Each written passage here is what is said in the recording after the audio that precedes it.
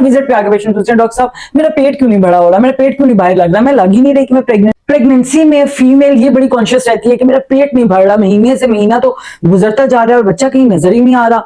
और जब पेट नजर नहीं आ रहा हो तो फीमेल बहुत ही ज्यादा कॉन्शियस होती है। रिश्तेदार भी आते जाते पूछ रहे होते हैं तुम प्रेग्नेंट हो, तुम्हारा इतना मंथ चल रहा है और नजर तो कुछ भी नहीं आ रहा, तुम्हारा तो पेट ही नहीं भर रहा।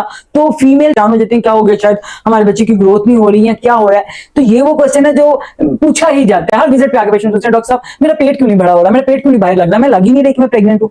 तो ठीक है, प्रेग्नेंट होने की खुशी अपनी सी होती है और दिल चाहता भी है कि पेट हो और ये वो सब, लेकिन इसमें कुछ रीजंस है। अगर तो आपका फर्स्ट बेबी है तो जाहिर है बॉडी स्किन स्ट्रेच नहीं हुई है अभी, आहिस्ता आहिस्ता यूट्रस स्ट्रेच हो रही है, आपका जो एब्डोमेन स्किन स्ट्रेच हो रही है, तो वो आहिस्ता आहिस्ता ही बढ़ेगी, तो आपका बेली जो है वो नजर आना शुरू हो जाएगा।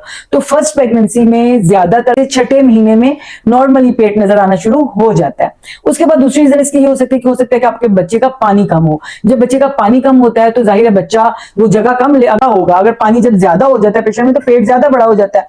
तो इसी तरह जब पानी कम होगा तो पेट भी छोटा लगेगा। इसके लिए आप रेगुलर अपना चेकअप करवाते रहें ताकि आपका पानी, आपके टेस्ट, आपकी बेबी की मूवमेंट, आपकी बेबी की हार्ट बीट, पोजीशन, आपके तमाम टेस्ट, आपको देखा जाए कि आपका सीबीसी ठीक है, आपका यूरिन आरआई करवाया जाए, आपका हेपेटाइटिस बी सी करवाया जाए, आपका ब्लड ग्रुप करवाया जाए, आपके तमाम चेकअप हो ताकि जो कोई प्रॉब्लम आए उसको साथ ही डिटेक्ट करके उसका ट्रीट किया जा सके।